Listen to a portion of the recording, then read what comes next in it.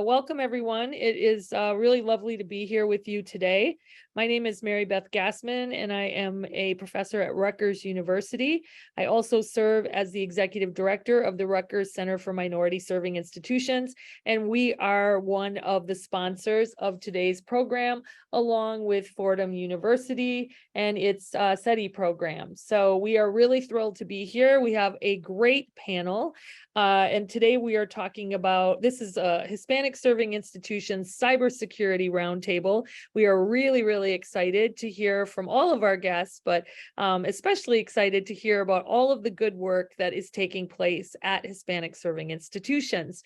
And we have a great moderator today, Amelia Estwick, and I am going to hand it over to you, Amelia, because I know you are just fabulous at doing this, so take it away.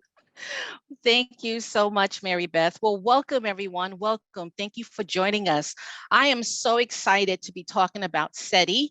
CEDI is the Cybersecurity Education Diversity Initiative, and I am the co-chair along with my co-chair, my colleague, Dr. Thea Hayajne. So just to give you a little bit of information before I pass this over to Dr. Thea Hayajne and the rest of the panelists, CEDI is sponsored by NSA's National Centers of Academic Excellence in Cybersecurity Education.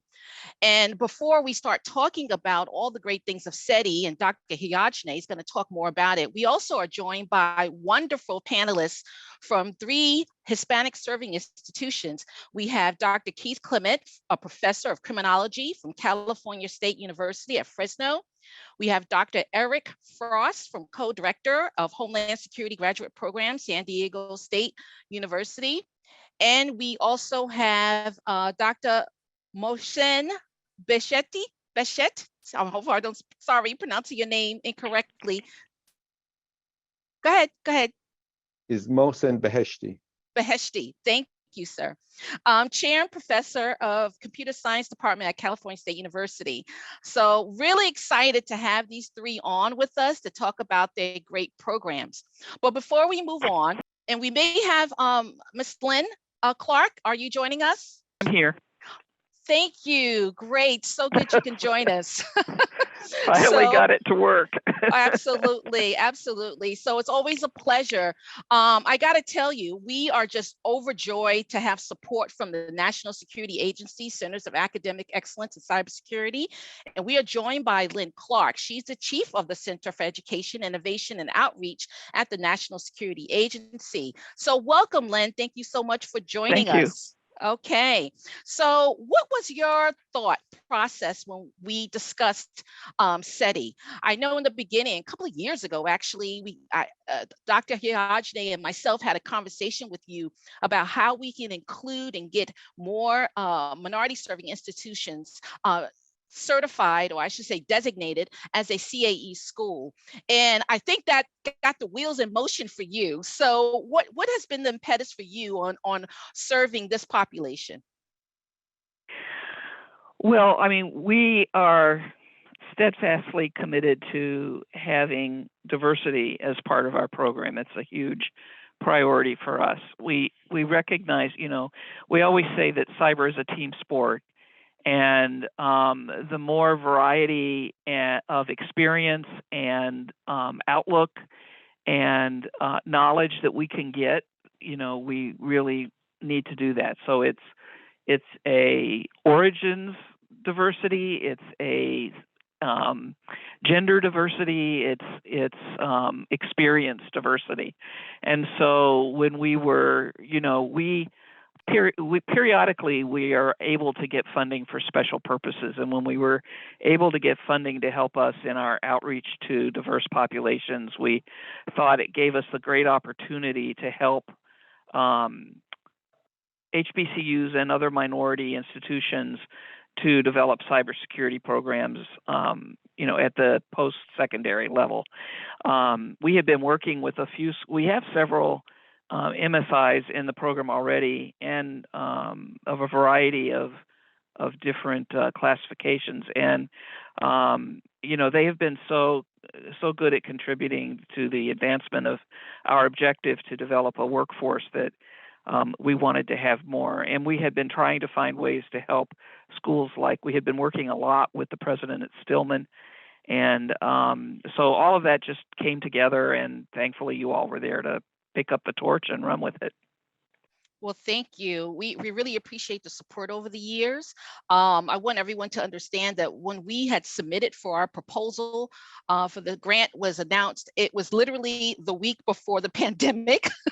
So it was quite challenging to get this started. But once we got the ball rolling and things kind of subsided a little bit with the pandemic, we just really were fortunate to have all the support, not only from the National Security Agency, but also from the other schools in our cohort that's part of the overall Cybersecurity Education Diversity Initiative. This is really a collective of various schools within the Centers of Academic Excellence. Of course, Rutgers is also CAE designated, as well as Fordham University. So without further ado, I'm going to bring in my co-chair, Dr. Thayer Hayajne, who's going to speak more about CEDI. Thank you, Amelia, for the introduction. And also I want to thank our panelists for their time and their participation in this roundtable. I also, of course, many thanks to Rutgers Centers of Minority Serving Institutions for hosting and organizing this event for us. So the ultimate goal of CEDI really when it started is to support and help minority serving institutions across our nation with their cybersecurity education. Either to build new programs in cybersecurity, certificates, degrees, or to improve existing programs that they already have. And we're not alone in this. So we partnered with several and many of the CAE designated institutions. In fact, we consider the entire CAE community as our partner, and there are 400 plus of them across the nation right now. That number increases by the day, by the way. And one of the key characteristics of our CEDI program is that we try to tailor our services to meet the needs of each MSI that we try to serve. We don't like the model of one size fits all, where someone will organize a workshop, a discussion, and just invite faculty or students from MSIs to advanced homomorphic encryptions for cloud security or any other topic. What we try to do is to meet with each of the MSIs, discuss their actual needs of their program, and then tailor a service or provide a service that fits their needs, whether their program is hosted under a business school, under criminal justice, under computer science, because those programs will have different needs, and institutions also, they don't have the same basics or infrastructure in place to be able to receive the same service. So over the past 2.5 years of this program, I would say we met with hundreds of MSIs.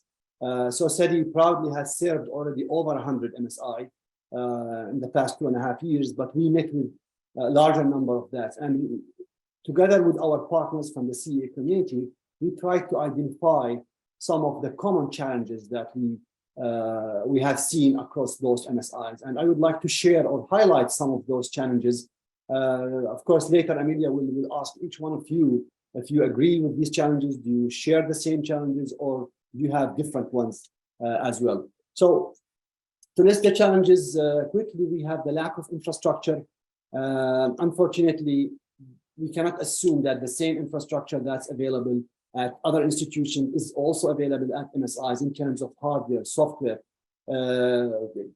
the same computing power, the same tools, access to virtual machines, access to VMware, Raspberry Pis, updates in their hardware and software. The other challenge we notice is the lack of resources for their students. So the assumption when we ask a student to work from home or take the class remotely and go ahead and download something like 2.5 gigabyte worth of a virtual machine in a sandbox to do some malware detection lab or exercise, it's not a valid assumption, because many of those students coming from MSIs, they don't have the same access to broadband internet at home, the same computing power in their laptops or computers or desktops that other students may have. So they don't have the same capabilities and access to same technological tools. There is also a lack of qualified faculty and in-house expertise in cybersecurity.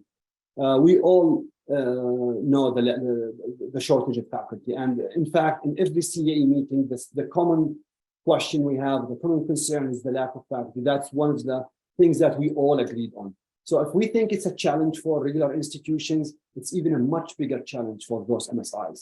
I was discussing with one of my colleagues at an R1 research university, and their startup package to hire new faculty is almost reached to $1 million in terms of lab support, PhD students, travel funding, the salary for the first 3 years, summer salaries, and so on in the big package they received, and they even didn't get that faculty member to accept their offer.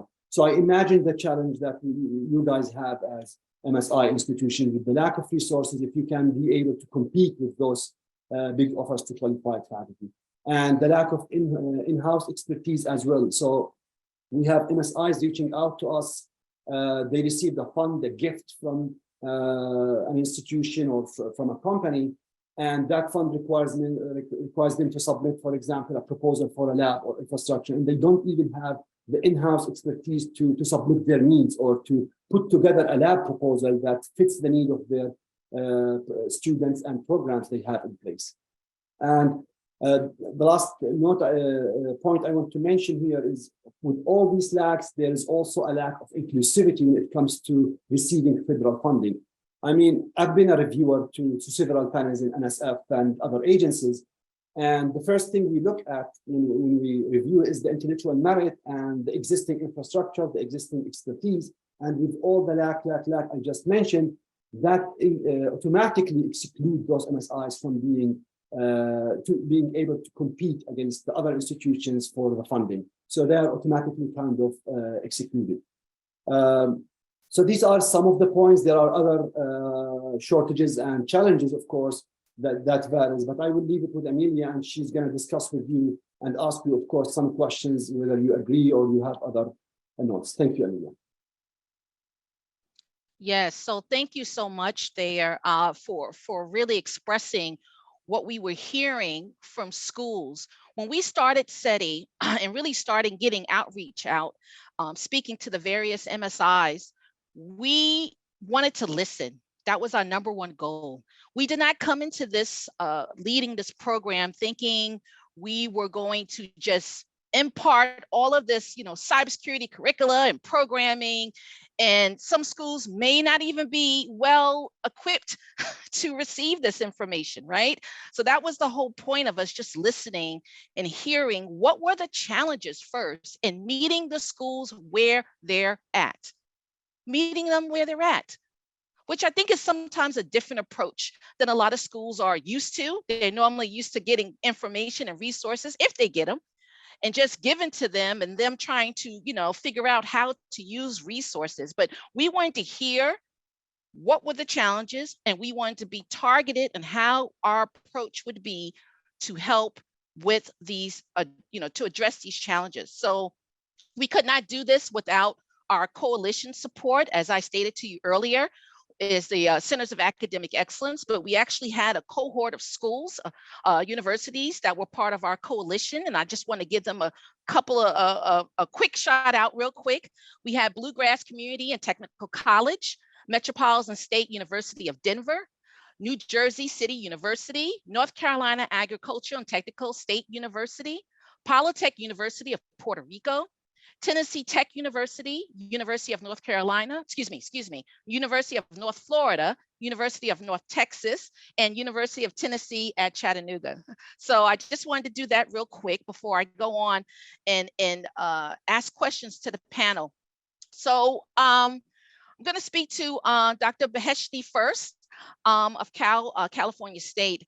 CEDI has served, we heard earlier, a little over 100 MSIs directly, and 47% of actually are designated as HSIs. So at your school, can you just tell us a little bit about your institution, what you all offer, if you do offer any cybersecurity programs? Yeah, hi. Thank you, and thank you for having me here in this panel. Mohsen Beshi, Chair of Computer Science, also the coordinator for computer science for the cybersecurity program. We do have a bachelor in cybersecurity started 2008 that has a Homeland Security track. And then we started a master in cybersecurity about 5 years ago, which has about 60, 70 students. So we have overall undergrad, which actually graduate about 100, 150 a year undergrad, and we also have about 30, 35 every year for the graduate programs. Now, it's always great to work. We also have actually the Capture the Flag program, our students anticipate, but we also are part of CASI, Competing Alliance of Hispanic Serving Institutions, which is actually a nationwide alliance, NSF alliance. And what we do is to increase the number of Hispanic in the field of computing, and cybersecurity is part of it. And in our annual meeting, which is actually Great Minds in STEM, we do have a competition, cybersecurity competition there. And we usually have about 300 students attending from 40, 50 different institutions. We also have another competition at our campus, which is going to be actually on April 22nd, is open to everybody, it's online, do a cybersecurity competition. It's called Toro Hack. So we have a lot of activity. One thing that we have, we are actually very proud of this. We have a program with the IT services in our department. I think one of the few schools that have this program, that we have our students intern on campus doing the cybersecurity. They do actually the security work with and remember, school organization has a huge organization. We has a lot of security, and we actually have, but started with about 8, now we have 40, about 40 students every semester goes to the IT department and works in different aspects of the IT. The help desk, the security, virtual machines, going all the way to the network security. So we have all of this, and we are actually applying for the CIE. We applied a few years back. I think I talked to Ms. Clark back then, but we actually have a meeting tomorrow to get this rolling. So we were going for the CIE, but one thing that I know is collaboration, as you mentioned, is the key, because no matter how good we are, we still need to work together to make it work together. So I love what you're doing, and I'm hoping that we can actually be part of this, help each other to maybe get some information from you, or maybe we can produce some information that we have to the others. Well, that's wonderful. That is so good to hear. And I'm glad that now there's some traction for you on getting the CAE. You had mentioned earlier about, you said CASI.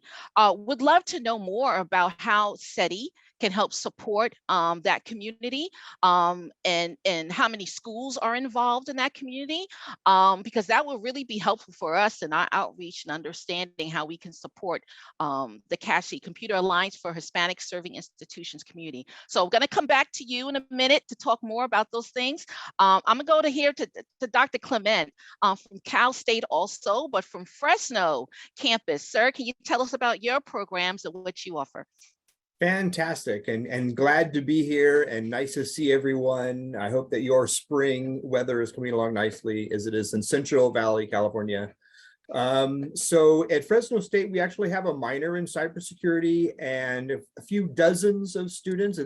It's out of the electrical and computer engineering department, and I am pleased to report that as of yesterday, a cybersecurity advanced certificate program was approved by the University of Fresno State.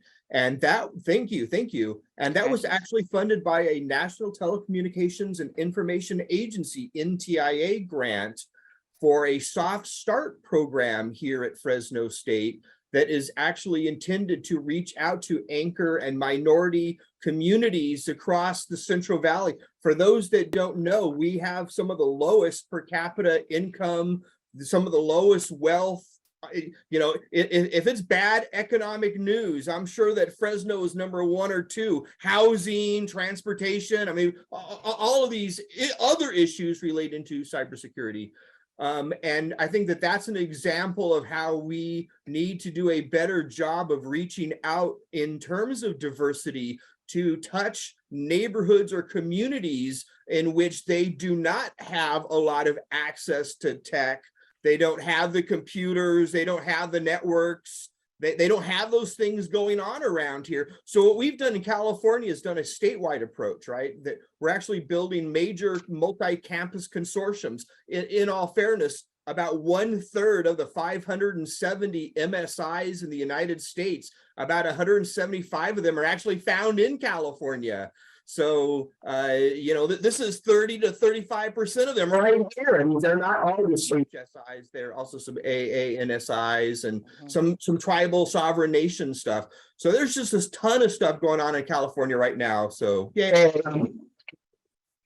That is so wonderful. Thank you. And I realize, our panel is made from everyone from California. So this is wonderful that we have this geographic kind of information of how the state is actually also providing support for the schools. So wonderful. So I'm going to get back to you as well, Dr. Clement, but we're going to go with Dr. Frost from San Diego State University. Sir, what's going on at your university?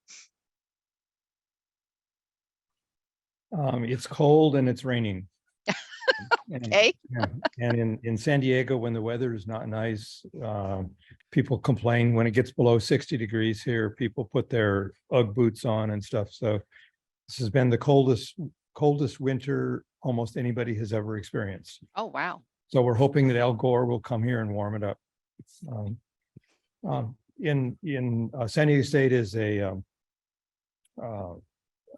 MSI, is where Hispanic Serving Institution, in the context that we just reflect the community that's here. So San Diego region is very much related to Mexico. This campus is about 25 minutes from Mexico. And so one interesting thing that we have more than 900 students that actually live in Mexico and then commute here. And so an interesting, simple way, they're commuting from another country in a 5G supported by China's $100 million investment there. So they're walking through a Chinese acquisition. We don't have a police force like New York has from China, but in looking at what we have here, we have a whole group of people that would very much like to use cyber as a stepping stone to a career. And in part, it's because people that are familiar with Mexico is a way, way easier place to steal stuff in a cyber context than the US. So their need is much greater. And many of our students here are very deeply involved across the border, including we have a campus at Imperial Valley in Calexico, which is 92% or more, because 6% didn't identify Hispanic. They in particular are profoundly interested in cyber because they would like to stay in the Imperial Valley, but they would like to get a job that's, and a powerful part of our students in many ways is they actually understand the border. They understand the transporter. They have a cultural knowledge of what's here. Very different from, say, we have Camp Pendleton here that protects us from Los Angeles.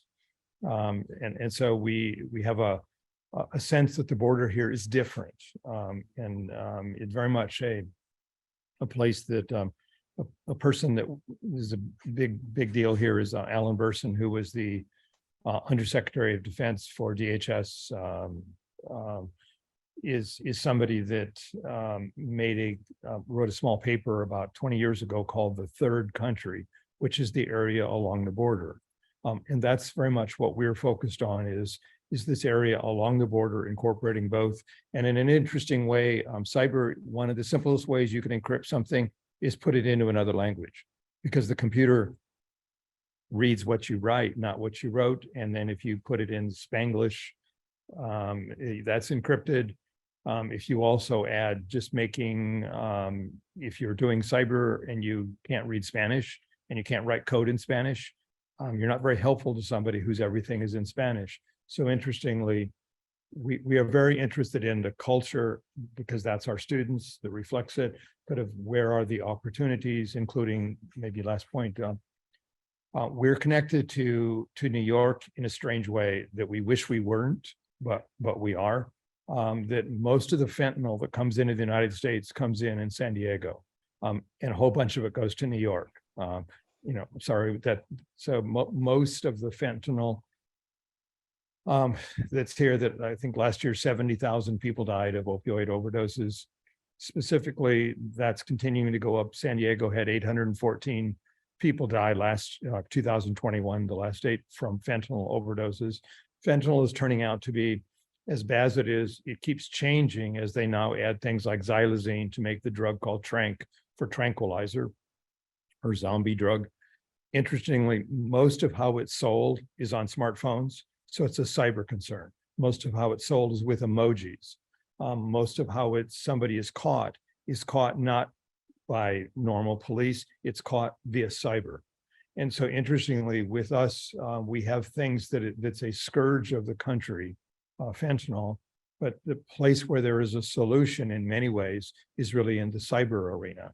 And so a number of our students are working on the cyber fentanyl, and that most of that's in the context of our Homeland Security graduate program, which we're now nearing 1,000 graduates.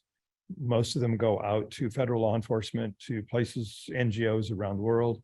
We have the largest Navy Marine Corps group in the world here. And so active duty military is also part of that.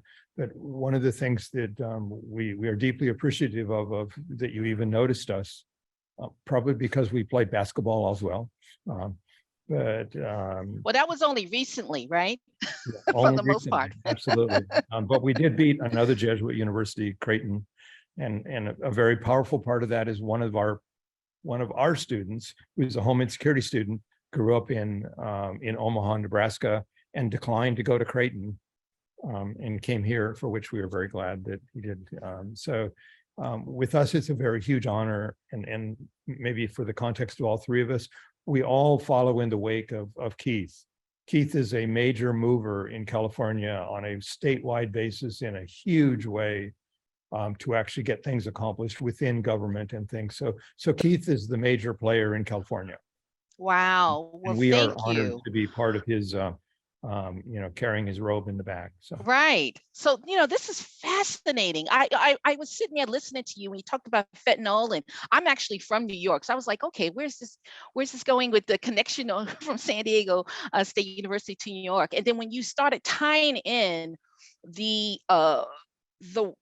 work that's involved, I guess the network of how fentanyl, is actually being transported and using, of course, the internet, right, and cyber, and that is just fascinating. I just find that fascinating. So you all touched upon something that I was really had took note here, and maybe Keith, this will be your question to ask, is that the importance of government investment. Right. We see that with CEDI, with the National Security Agency and other government partners, but how, the public-private partnership is so important. I heard a little bit also about internships.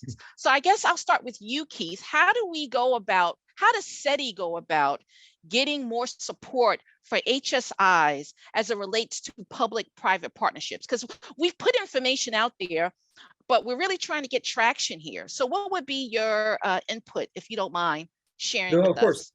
My name is Keith, and I develop public-private partnerships. That's what I do.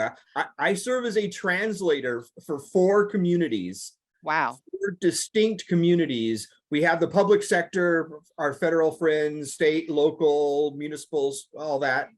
We have our private sector friends representing all the key sectors of the economy out there, 15 to 20, I guess, depending on who you ask. We bring in K-12 and higher education. So in California, what we're trying to do right now is a dual enrollment 11th, 12th grade pathway into the 2-year degree programs that go into the 4-year degree programs that go into the 6-year degree programs, like both Eric and Mosin's institutions have a lot of these programs. And we're trying to coordinate a giant network of University of California, CSU, California community colleges. That's about 135, 140 institutions right there. It's about 540 in California. But what's key, and here's the one that many miss. Here's the, those 3 are probably engaged somewhere, somehow, in some place here.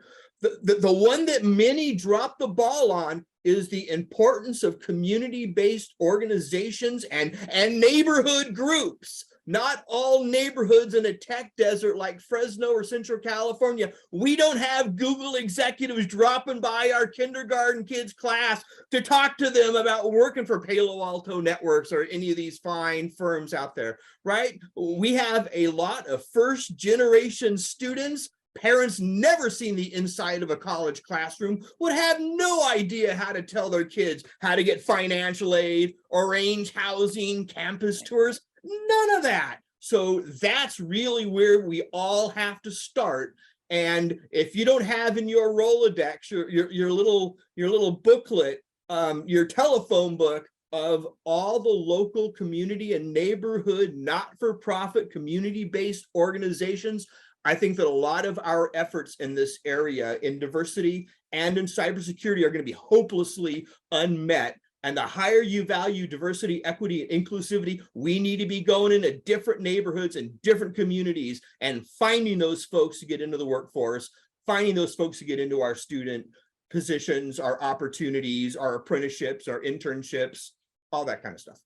Wow. Well, thank you for that. And I truly, I understand the passion there, because I was a first generation college student. And I attended an HBCU, part of course, a minority serving institution as well. So I do understand when you don't know where to even start, right? How do you even start? You know, if you don't know what you don't know. So connecting the dots is so crucial. So thank you for that. So you mentioned, and it all kind of bells were ringing in my head, because I said, well, we were so, you know, when we did our kind of public-private outreach, of course, we have, you know, the support of the various government agencies. And of course, we went straight to kind of the big dogs, like you said, the Googles, you know, all these big, you know, kind of tech companies. And they have, you know, various programs, and we got a couple of bites. But I think what was missing, from what I heard it from you, and it made my kind of hair stand on my head, we should have went more to community-based organizations. That's the connective tissue. All of them. You organize them each holistically, right? That you know, we have 4 different containers that we're putting these 4 key stakeholders into, and then the coordination across all 4 of those areas. And that's the magic sauce that's missing out of a lot of people's recipes, is they either become too siloistic, right? I mean, we're all educators here, we're all employers here. And so we lose touch with what other folks' problems are. I mean, we could just as easily be talking about how students graduating from cyber programs from higher education, they might not be a good match for industry right now, right? Are we teaching them those skills, tools, and things they have to know for right now? I mean, not 5 years ago now, right? And we're talking today now. And right. We'd be shocked. I'm sincere. I think we'd be shocked.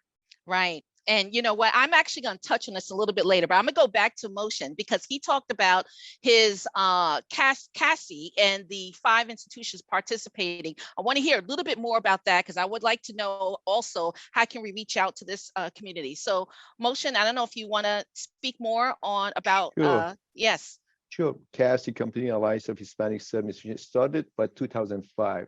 I'm one of the founding members, but started from UT El Paso. But it started with 5, but now we have about over 70 institutions. We have actually a number of CSU campuses in California. I'm the director for the West Coast, which is California, and we have a number of California. I mean, Fresno and San Diego is also part of that group that we are working with. So we have a group number of institutions working with, and as I said, is a computing, but we know the value of the cybersecurity, and we actually incorporate in encouraging cybersecurity programs also in the program as well. That's why in our annual meeting, we actually have cybersecurity competition, and we have 2 parts, is a novice and experts. Novice is actually to promote and bring those who don't know much about, be able to actually get their hands dirty. So we have a workshop at the beginning to get them excited about what they can do, and do some competition there. And we have experts to just show off their work and then kind of get some more recognition. And we bring actually industry there to actually talk to them. And then last time I took 14 students to that conference, 12 of them got internship and employment right there and then. So it is a great venue. Wonderful. Great minor STEM is a great menu, and of course collaboration with CEDI. Any of it is always better for the students because bring more opportunities. So always, I think any collaboration is nothing but good comes out of it, because we need to complement each other, not compete. We need to work together. Yes. The ultimate goal is to bring number of students and bring more of them. And that's because of what the nation needs. I mean, we're doing all this because we know the need for the cybersecurity and how much expense. And as Eric mentioned about different levels and key, what is needed there? And that is what we need to bring more and more. Kids are absolutely right about the community, but also you need to add as a faculty, as a advisor, you do more than just advising curriculum. You need to be a little bit more, because these are first generation students for us, as well as many others. We have actually about 87% underrepresented students here, but more than 70% Hispanics. So we deal with a lot of first generation. And when we talk to the students, we need to talk to them at different levels, not just the curriculum. To bring more students, we work with the community colleges. We have a articulation agreement with them. We bring the pathway for them, what they need to take over there to come to the computer science or cybersecurity program. We need to do these to make this pathway clear for them, to allow students to know this program is available. So CASI is a huge program. He actually got this NSF support, and it's been done over and over. We got Include Alliance we have right now. And I would love to actually connect with you guys and see how we can actually work together to help each other through the process. I'm sure you have a lot of students. We have a lot of students. I think more of these would help. So I would invite you to come to the Grade Minus STEM annual meeting that we have in October. I will connect with you. I would love everybody to come there and see what's going on, so you can find opportunities for collaboration, see how we can help each other. Absolutely. This is wonderful. Thank you for sharing that information. And I do know that we have noted here that we actually, your school actually participated in one of our CTFs that was organized by one of our coalition members, Tennessee Tech University. So this is, how was that experience? Do you know? Well, the teams love to play competitions because we have multiple teams, and they ask me, there's a competition, can go, they need some support. So yes, go ahead and try it. And they went and they enjoyed it. This is just, the whole thing is just not, it's not winning, but it's just the experience that they gain through the process. Absolutely. That's what and networking, knowing some other people. So it's always good to anticipate all of this. That's why I said we have this total hack and Grade Minus STEM. I would love for you guys to come here and bring your students, because there's networking. They learn and they actually get opportunities for employment and many other things that comes out of it. Right, absolutely. And we know how important it is to, cybersecurity is so multidisciplinary, right? But, there's still this kind of experiential learning piece of it, right? And to give students that exposure is just priceless, right? We just really can't put a number on that. So thank you for sharing. Earlier, Thayer had mentioned about the lack of the challenges we've identified and the various areas that I just wanted to highlight real quick and see if this has been your, just overall for the panelists, have this been your challenges that you've also experienced? Lack of infrastructure, lack of resources. We talked about technological access. A lot of times when we talk to schools, especially during the pandemic, right? The remote aspect of it. A lot of these students didn't even have computers, and schools didn't even have the technology to support the students to be able to remote in. And I do understand some schools still have kind of this hybrid learning model, but if your students don't have the technology, how do you get them access, right? Lack of academic administrative awareness. It's wonderful when I'm hearing what's going on in California, because, we are only as strong as our weakest link, right? So it really behooves upon us to make sure we work together. I can't stress this enough. When we talk about diversity and we talk about the cybersecurity workforce pipeline, it is a national imperative. It's a national imperative. There's no reason why we have, I don't even know what the higher ed job, and security jobs are now. We're always unfilled, right? There's like hundreds of thousands of jobs unfilled. I hate seeing that number because there's too many people that need jobs. So I don't even want to see that number. We have a disconnect. Lack of qualified faculty, that was another challenge for schools, as well as lack of inclusivity. Some schools don't know about these grant opportunities. Share the information. So I'm going to start with you, Eric. I'm going to ask you, if you were to think about those challenges, what would be the number one challenge at your school? We talked about lack of infrastructure. resources, student resources, lack of academic administrative awareness, lack of qualified faculty, and lack of inclusivity. What would you say is your kind of number one challenge that you've seen at your school? Eric. Well, thank you for the opportunity of addressing that. In interesting ways, I'm sure every school and every community has different sort of what's in there. During COVID, one thing that we still deal with is people would say, okay, yeah, you need a computer and you need a network and you can do it from home. And they went, there are 6 kids in my home. And you're going, we have 1 computer. And we can't, even if we had 6 computers, we don't have 6 bandwidths to deal with for doing that. And so one of the things that we really experienced is many of our students in their own living situations, what they're doing, they're sharing what the pieces are, and very appropriately sharing it. Oftentimes the older ones appropriately take the lower seat of saying, the younger kids, you've got to be there because and I'll take the back seat and stay later. So I think the resources, and in that context, we've seen then that people really want to go to using smartphones, to doing a mobile device, especially since oftentimes they are actually working. Nearly all of our students work full time. So so they're supporting themselves, but they're also supporting their family. And so you're going, this isn't just the one student taking, that's not their reality in a very nice way, because they're part of a family. By doing that, maybe backwards, our university leadership, our president, she is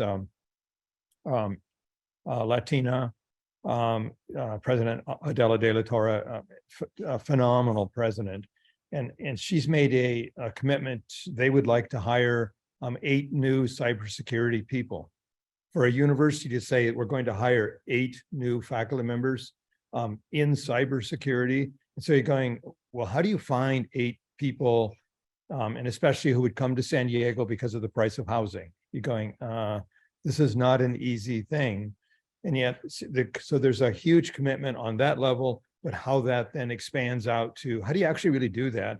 And then almost always the best way to do that would be in collaboration with, like you guys, who you actually know this field and can help people see what's there and what might be done. Maybe last point, for faculty, we clearly have that challenge, because if you're a cybersecurity expert in San Diego, you are going to get paid way more than a faculty member is going to get paid. Hands down, slam dunk.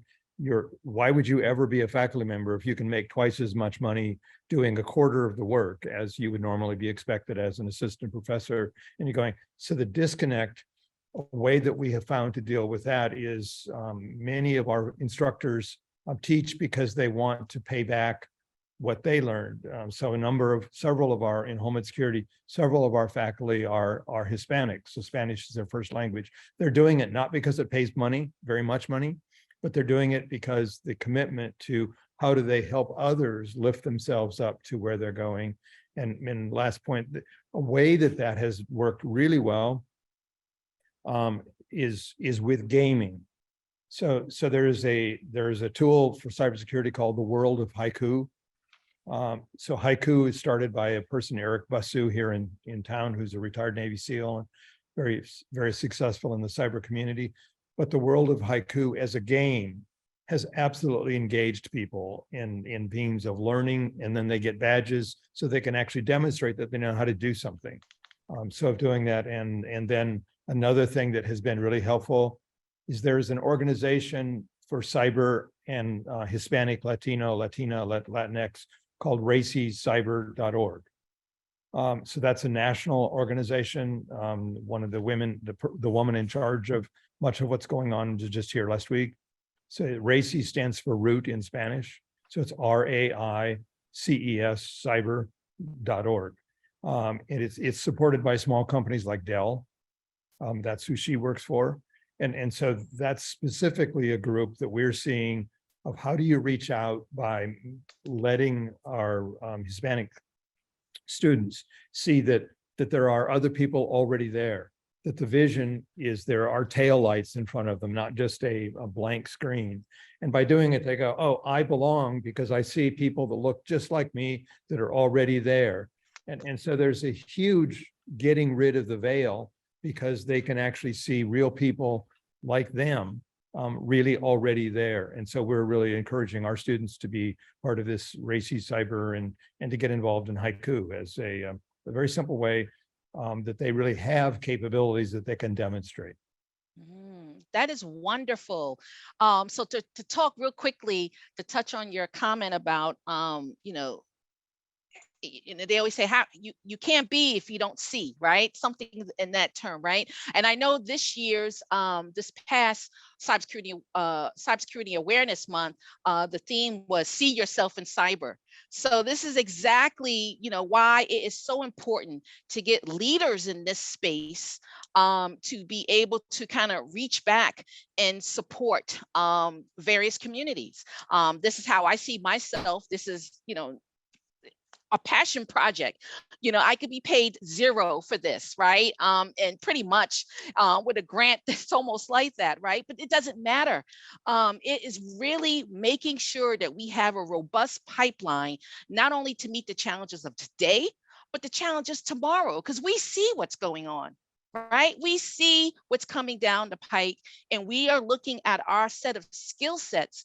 And we have to do our work on the education level. And I love that we're reaching all the way back, in the K through 12 space as well, because at one point in time, we used to think, right, it was just the post-secondary and such. But now we realize, with all the work, especially with Centers of Academic Excellence has done with the various camps. I don't know if any of you've heard of the Gen Cyber camps.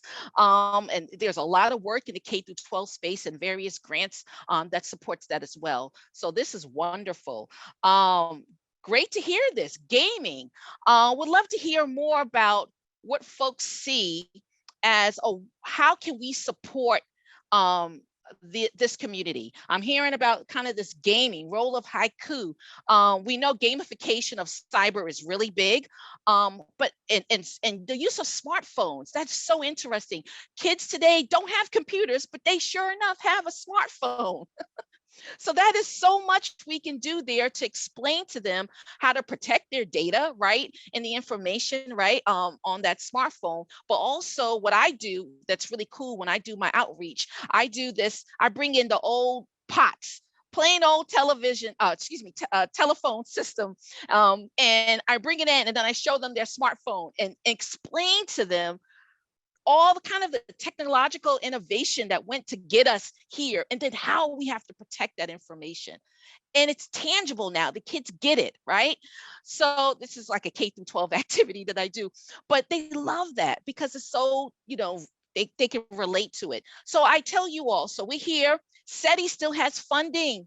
We can support you. I'm saying this not only to my panelists, but also to those who are listening and joining us today. We still have funds available. Those funds do run out soon. So I really would love folks to get on our website, Fordham University CEDI. That website link will be put into will be shared out to the community and put inside hopefully the chat and the Q&A, but also please apply for funding. We still have funding available. So I want to go back a little bit. We talked about challenges. I don't know if anyone else had anything they wanted to add. Keith, Moshen, do you have anything else about what you think is a particular challenge you feel your institution and your students and faculty are having that you feel CEDI can probably support you with? So I think Eric mentioned a good amount about the faculty needs, and we have this graduate program, but if it could be a pathway to get them to the PhD programs, you can bring back and turn back to the community, that would be a great way, if there is a way that we can work it out, to have that pathway created somehow, because we have masters, I'm sure many of us masters, but getting to the patient, be able to bring back this to the community, that would be great.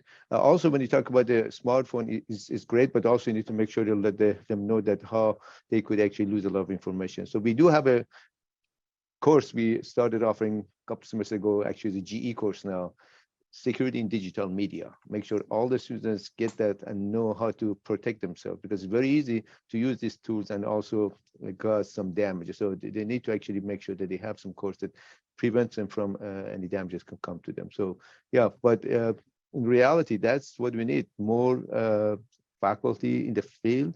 And then of course, those competitions have proven the competition actually gets students more excited about the education, and they actually do better in education when you do the competition, because they know exactly what they need to learn. And rather than taking the class to get the A or B, they learn it. They take the class to learn it because they know I can apply it somewhere. So I think I mentioned a lot of things, but I'm sure Keith can bring a lot back to me here. All right, Keith, you got something there? You know me, I'm ready to go. Thank you, Masha. Go ahead, Keith. Let's be honest.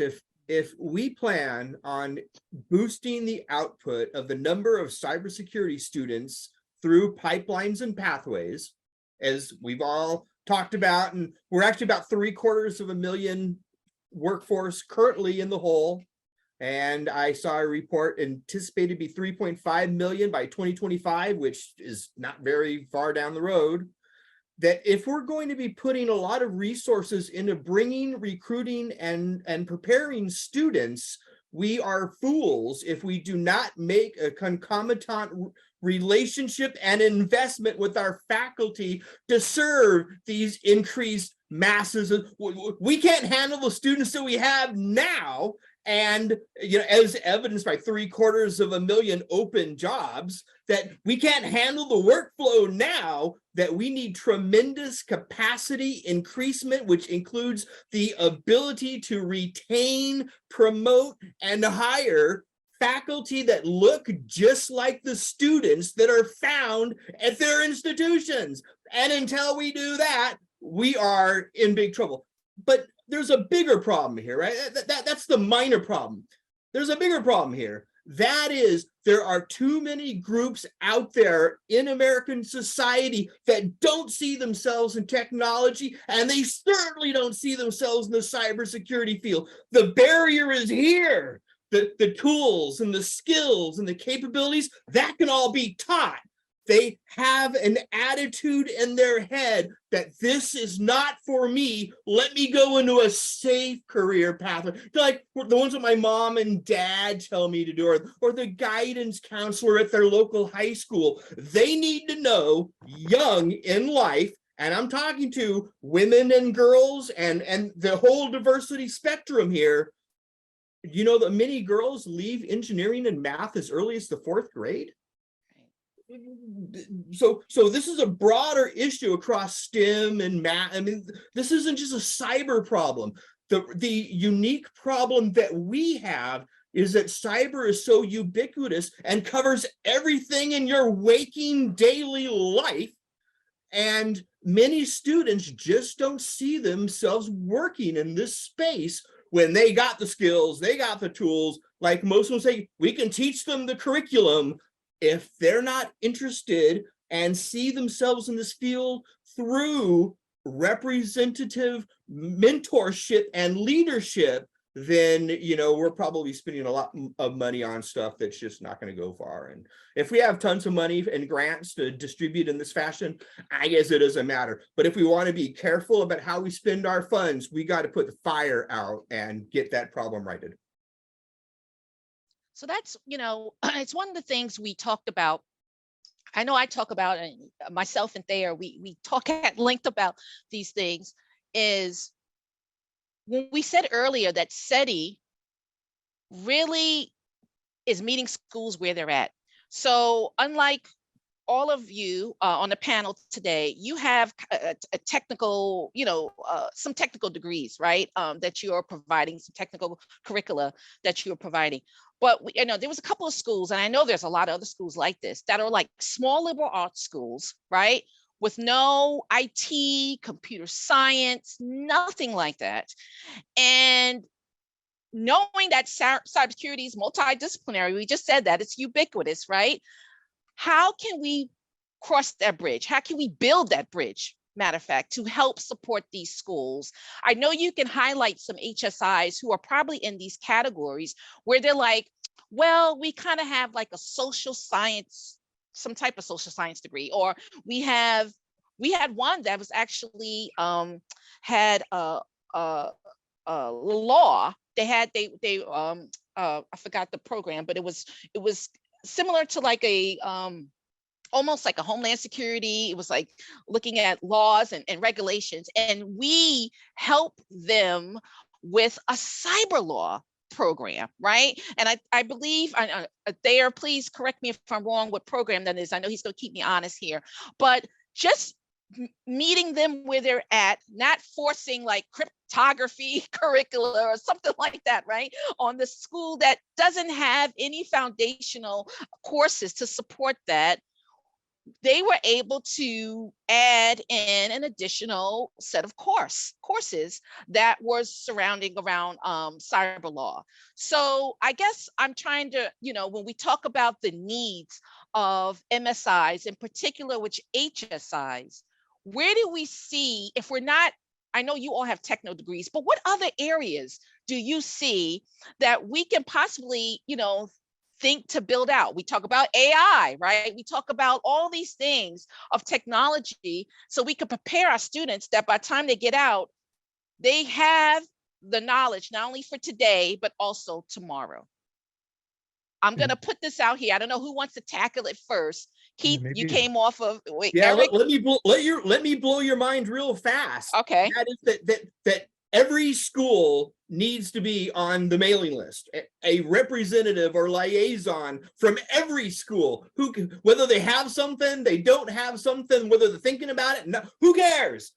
That every campus has access to the network and the flow of information. But the mind blown part is this, that even within a specific campus, the administration, the faculty, the student organizations, they don't always talk necessarily either. So actually, you could really deepen your outreach, not just by thinking of all the campuses that are in this area that you're looking for, but how can you touch the diversity and equity center? How can you engage with a veteran affairs center on each of our campuses? The career readiness folks, right? I mean, the internship people, there are the academic departments, the campus IT infrastructure people, the library folks. There are so many people that are touched in this tree that you could actually look at this not only as 572 MSIs across the US, but a campus infrastructure at each of those 575,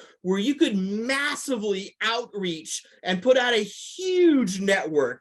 Not all kids come from a technical major, but they surely belong to student organizations, and they absolutely consult with career advising to find themselves a job and get a resume written. That's where you should be reaching these folks, in addition to every academic department on a university campus has something to contribute to the cybersecurity enterprise, as ubiquitous as it is. Maybe add a couple other Yes, things go ahead, Eric. in support of, and we love working with Keith, and that way you can see why.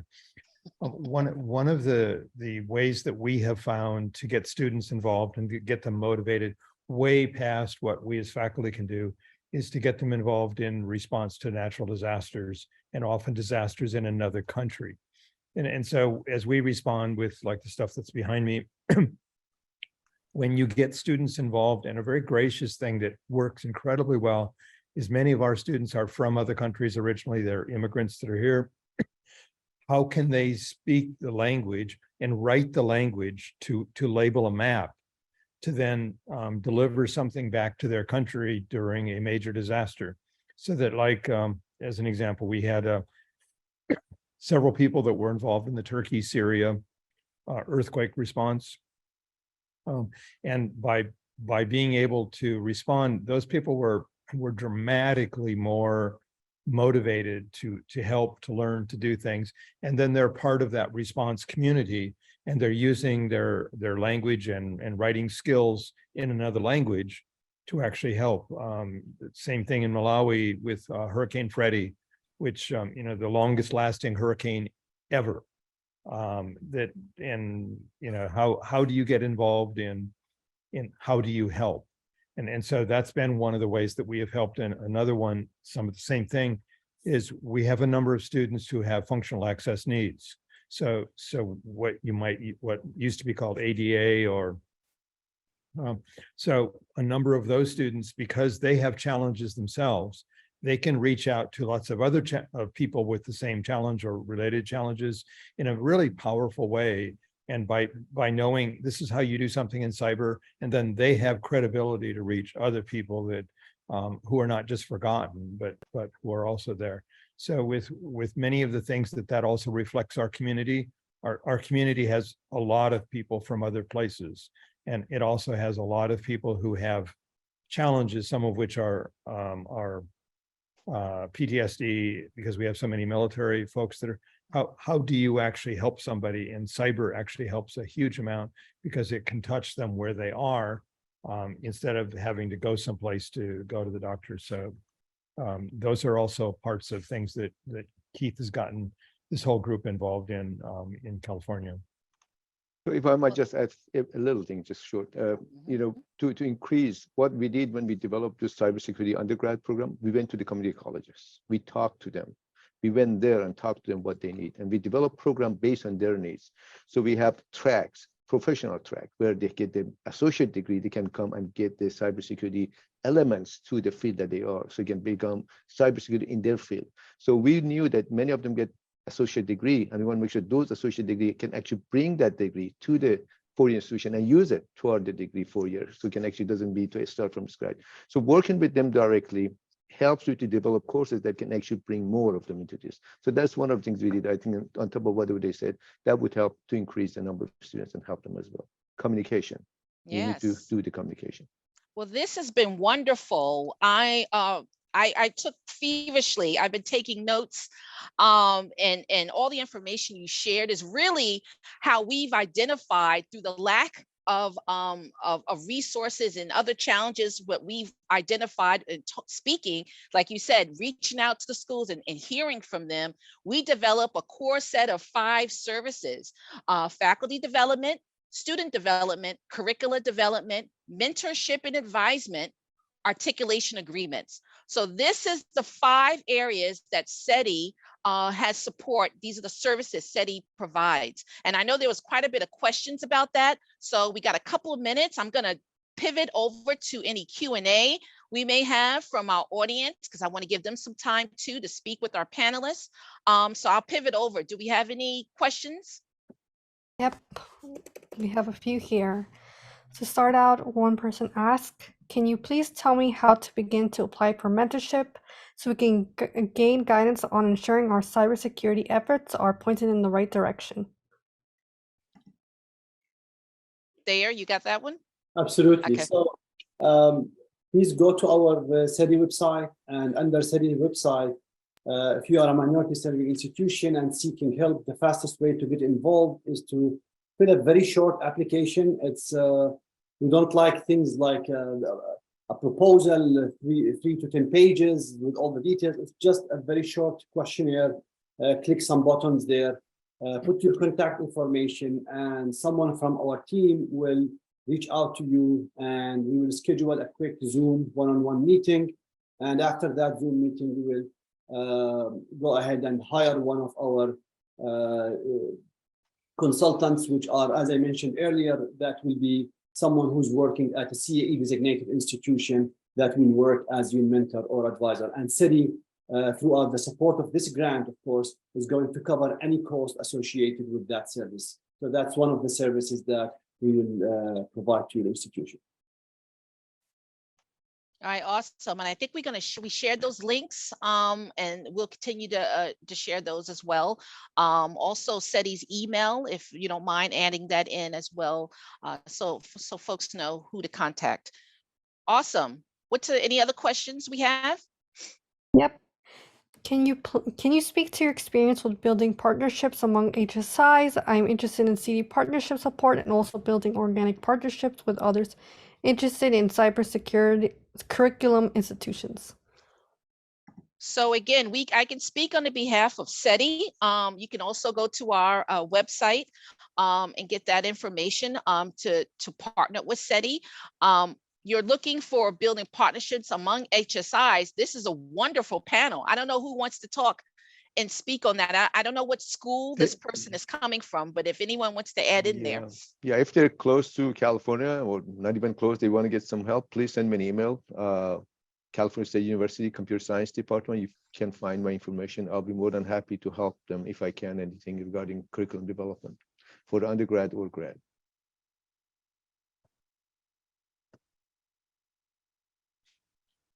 Also, you can contact CEDI. That email was put in the chat as well, and we can help align possible mentorship advisement from our consortium as well. So don't know where you're located, but we certainly can at least try to point you in the right direction to help you there.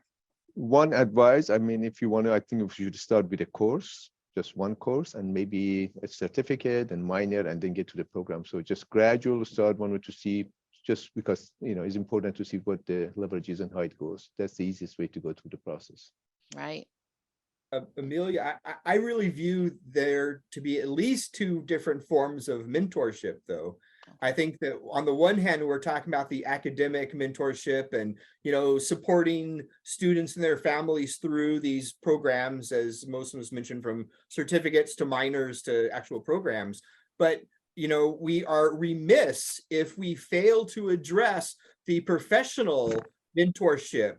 That, I mean, in all fairness, as academics, we have our focus, and our focus might be different from what the students' focus may be. That is, they just want a well-paying job to support their families, and so we need to have a organized form of mentorship that is drawn from industry, and by industry, of course, I mean employers, public sector, private sector, and showing these students how they walk the path from education to make the transition. See, this is where a lot of the failure occurs here. The education program is pretty set, the hiring and the retention, and that's pretty set. Where a lot of the problems exist is in the transition from students and alumni into entry level and advanced role positions. So that's really a gap that professional industry mentorship is key. You know, here, let me show you how to get hired by the state of California, and you know, what do you need to know, right? That,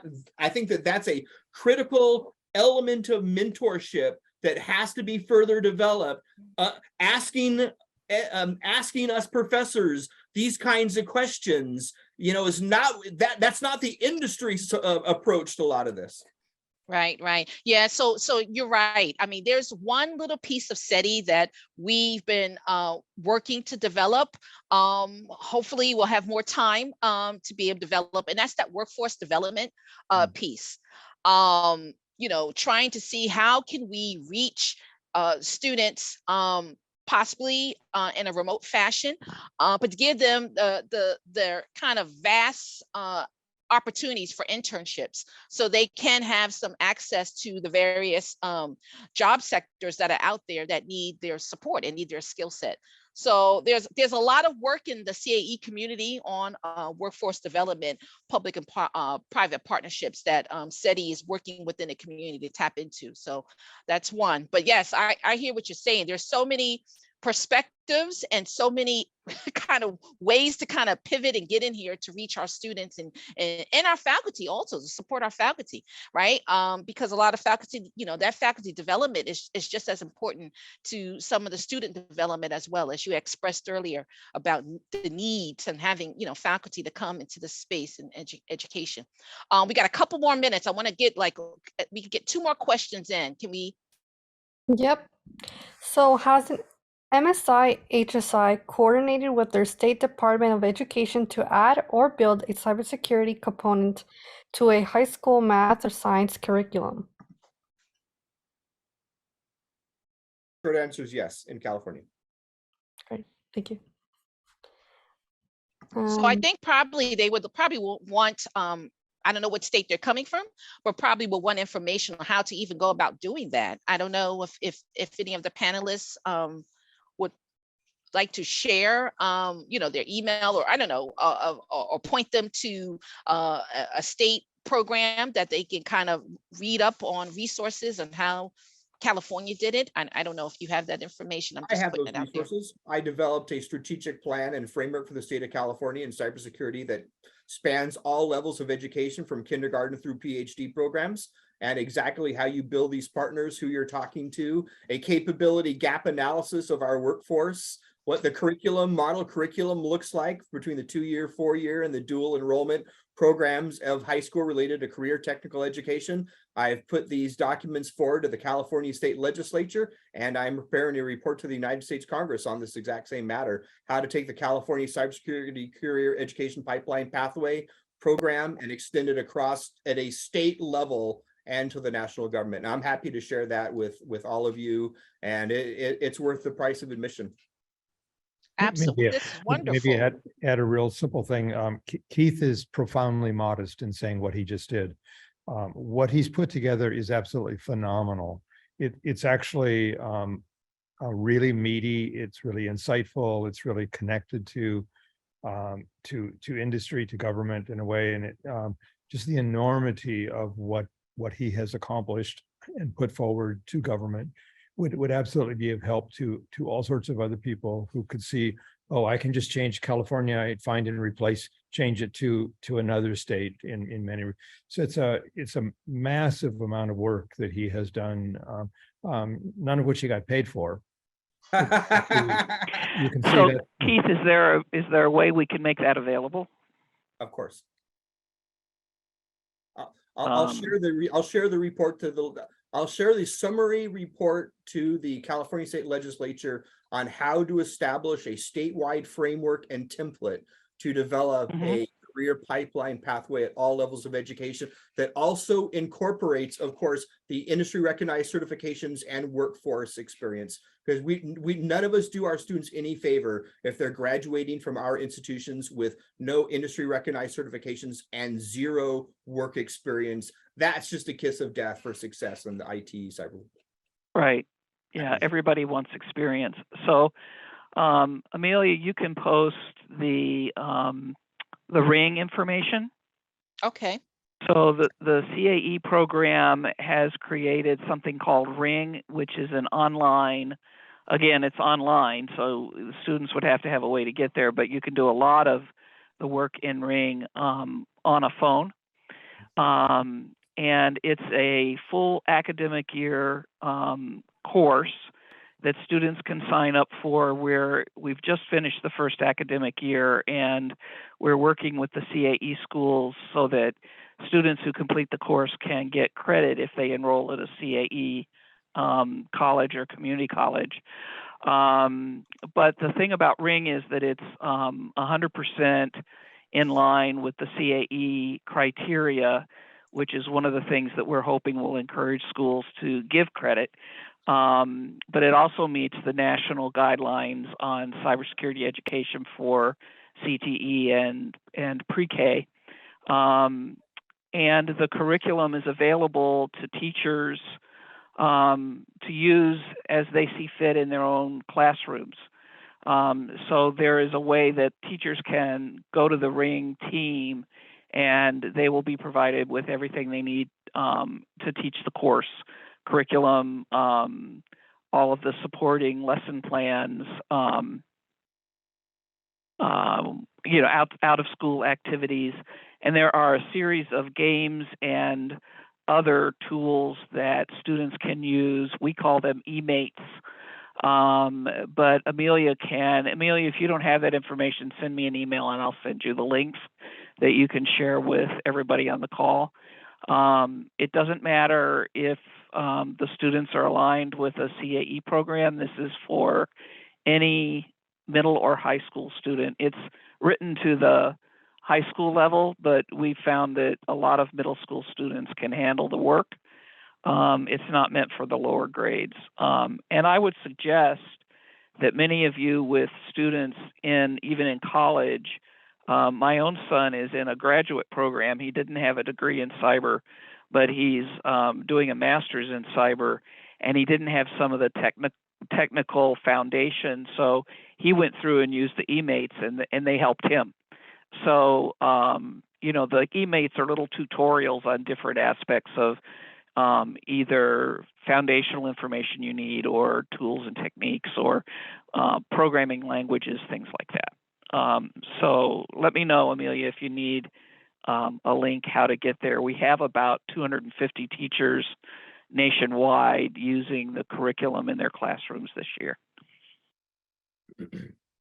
That's wonderful. Thank you, Lynn, for adding. Like I said, the CAE community is just a phenomenal community who are really collectively providing so many resources and really trying to tackle as many problems that we have out there from various perspectives. We talked about that. So Lynn just shared just a little sliver of what the community is doing.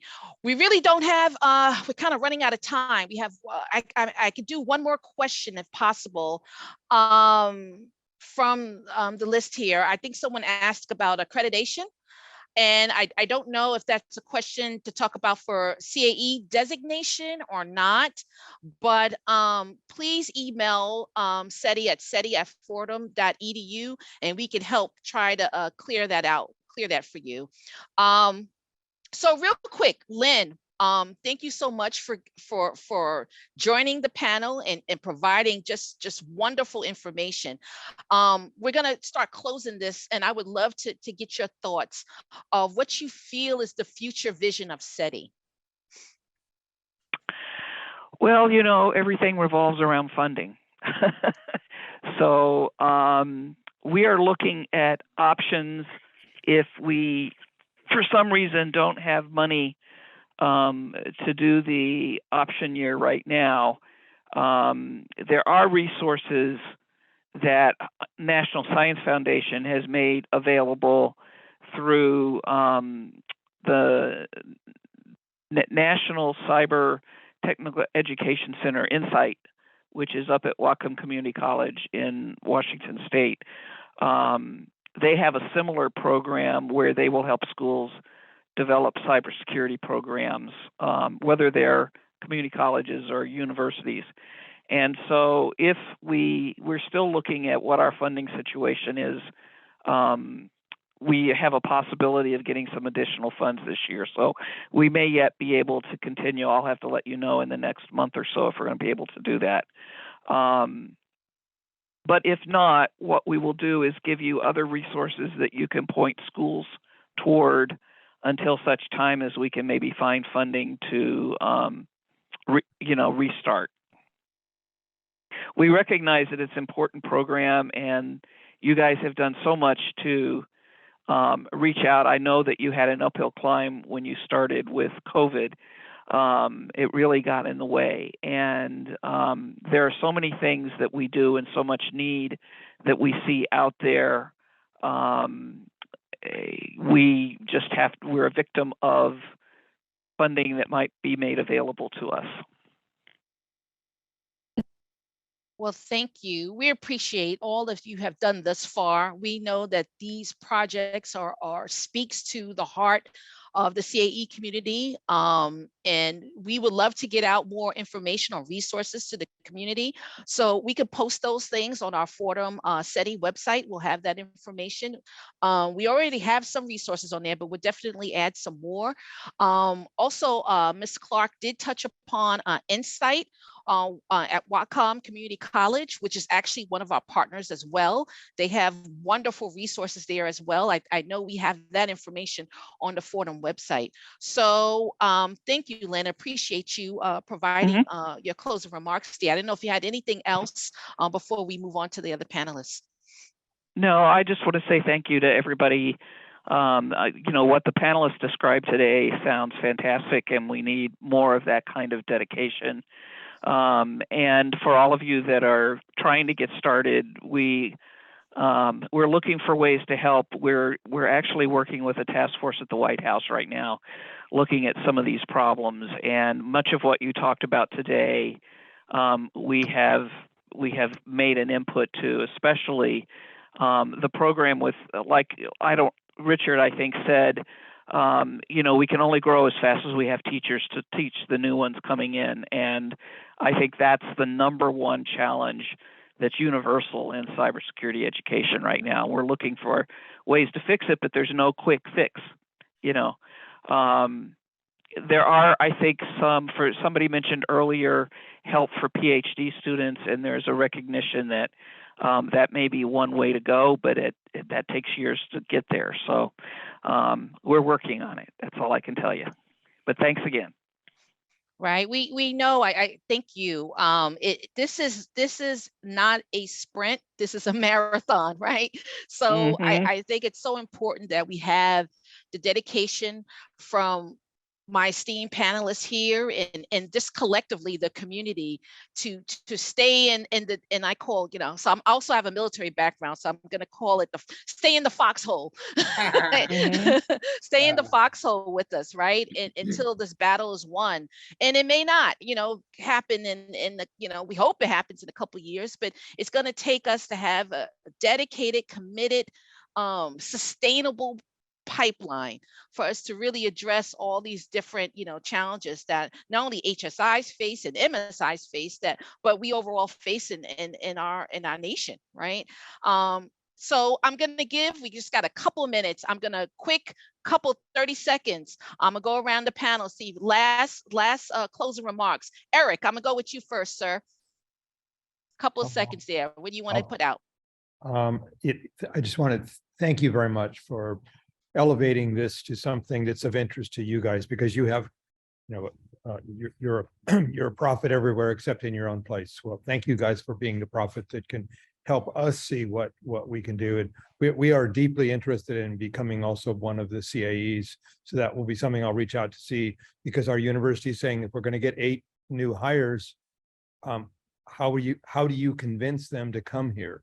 And the first thing that was put on the list is you need to be a CAE to start with. So we've been assigned by our president to go, dude, do it. So thank you so much. Thank you, We'll Eric. look forward to it. Thanks, Lynn. Thank you. Motion. Yeah, thank you for having me here. It was a great panel discussion. We learned a lot.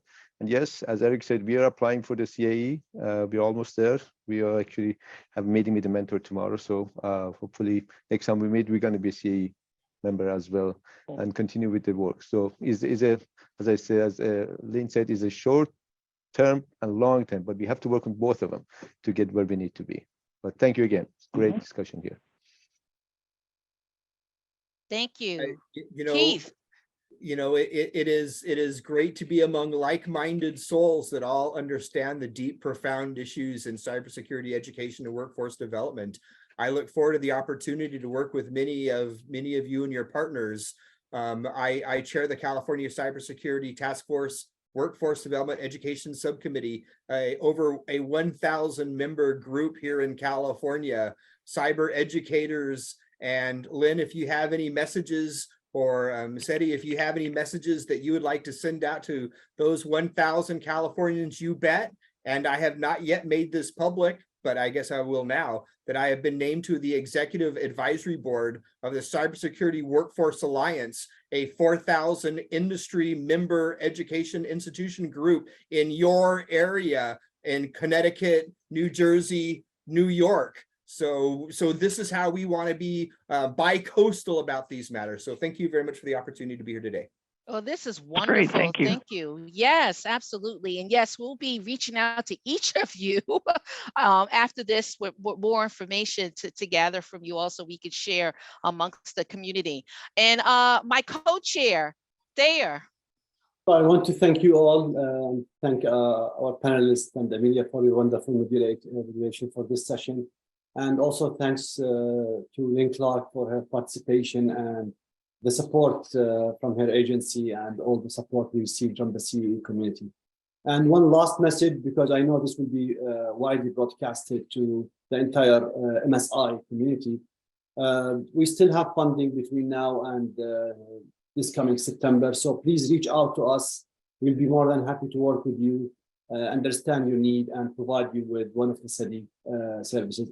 As I mentioned earlier, we reach already 100 MSI out of the 800 MSI plus across the nation. So we look forward to increase that number and work more with the new MSIs if we have the opportunity. Thank you. Yeah, please spin them down to zero. I don't want any of that money back. So yes, you heard it. I'm going to put out the blowhorn. Please keep to the 1,000, 4,000 motion. Eric, please put the information out there. I think we can close this and get it down to zero in the next couple of months with all of you supporting us. So thank you so much. Thank you to Rutgers Center for Minority Serving Institutions. Mary Beth, you are awesome. Thank you for staying in the foxhole with us in the trenches and really helping us support us and getting these webinars scheduled and putting the word out there. The outreach has been phenomenal. Thank you for your support. So Mary Beth, it's all on you. All right. Well, that was amazing. And I listen, I'm not a cybersecurity expert, but all of the enthusiasm and excitement, I am really hoping that people, even who don't do cybersecurity, watch this video when we put it out, because it was really great. It was wonderful. And thank you. I just want to thank the folks at HSI is doing really, really important work, and the CEDI team and folks from NSA, just wonderful. This was great. Thank you so much, everybody. And that's a wrap, I think. All right, you guys take care. Thank you for joining us. Thank you. Bye, everybody.